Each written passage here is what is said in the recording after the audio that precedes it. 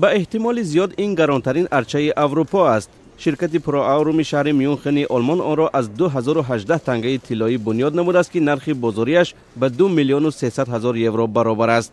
در هر یکی از تنگه های طلایی عکس فیلارمونی شهر وین جای داده شده وزنشان به تخمینا 20 اونسیه و یا 567 گرم مساوی می باشد.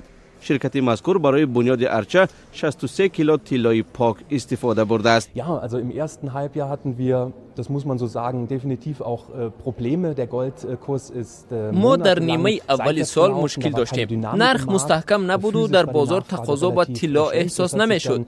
در نیمه دوم سال وضع تغییر یافت. بازار فعال شد. این حال چند سبب دارد. دلار نیرومند شده مطابق با آن قیمت طلا پایین رفت. نرخ طلا هم در مقابل دلار و هم در مقابل یورو پایین شد. حاضر مشتریان زیاده با نرخ مناسب طلا می‌خرند. این ارچه طلایی تا 15 دکبر در خانه طلای میونخن قومت خواهد افراخت.